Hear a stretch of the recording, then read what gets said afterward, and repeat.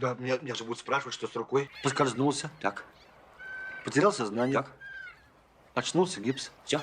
Все. И такое случается. Всем привет, ребята! В сегодняшнем видео я хочу рассказать о том, как я сломал руку на работе. Ну, эту штуку можно снять. Ох, ладно. Пошутили, хватит.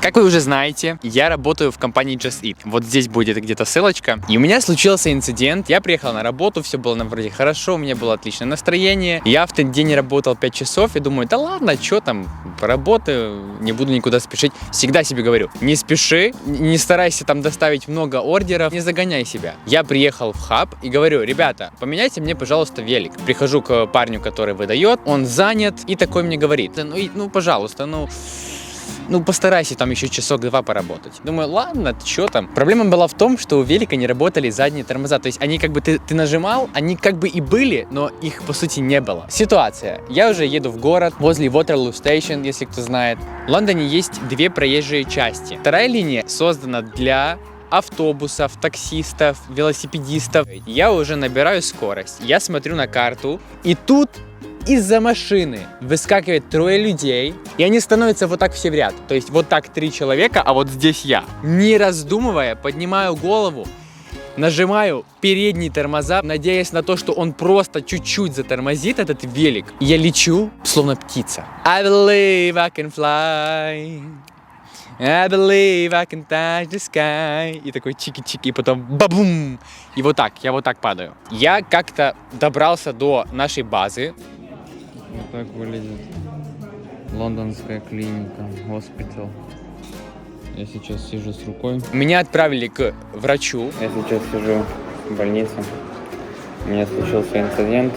И получается то, что когда я ехал возле входа в метро, оно очень большое, я вылетел через руль. Вчера меня спрашивали, хотите ли вы какие-то обезболивающие. Говорю, типа, не надо, там не стоит, я все выдержу. Но стоило. То есть это моя ошибка. Я наслышался очень много негативных комментариев о том, как здесь работает система здравоохранения. Я вам расскажу свой личный опыт. То есть я пришел, я ждал где-то 3 часа, пока мне сделают рентген. Где-то в 6:30 я пришел в больницу, где-то в 1:30-2 ночи я пришел домой. Я сидел с больными, какими-либо, да, там, во время ковида еще и в Лондоне. К счастью, все прошло нормально. Меня девушка заставляла там руку выпрямить, что для меня было просто болью. Но я понимаю, что рентген они по-другому не сделают. Мне дали вот такую штуку. Это было настолько больно, я вам не могу передать. И когда у вас никого нету, даже попросить, чтобы вас раздели, да, как нелепо бы это ни звучало, это просто нечто. Это такая боль. Я еще глупо сказал, да не, вы знаете что, мне не надо болеутоляющих, я как-то переживу. Пожалуйста. Если вы смотрите сейчас это видео, если у вас есть хотя бы чуть-чуть чувства сожаления, пожалуйста, никогда не переходите дорогу в неположенном для этого месте. Пожалуйста.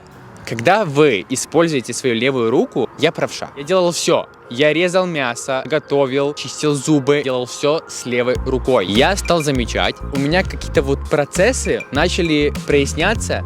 И так как я вижу очень много деталей, я начал видеть еще больше. Я это не понимал. Я начал просто работать больше с левой рукой. Нейроны проснулись и такие типа, о, ты что, ты вспомнил, что у тебя есть еще левая рука, да, братан? Ты уже просто правую так достала, что она уже ничего делать не хочет. Насчет здравоохранения и насчет выплат. Я пришел в больницу 2 раз потом, мне прислали по почте вот такой документ, как бы заключение. Они сделали вот копию рентгена, то есть мне прислали вот такой дигитальной форме, выдали онлайн реабилитолога. Это возможно, наверное, только в Англии. А вторая вещь, это то, что здесь есть закон, эта схема называется Statutory Sick Pay. Я вот зарегистрировался у своего доктора, который называется GP в Англии. Мне выдали номерок. И по этому номерку потом я зарегистрировался онлайн на сайте и написал, что мне нужен вот этот sick note, больничный. И они мне просто выдали QR-код с моим адресом. Я это отправил работодателю.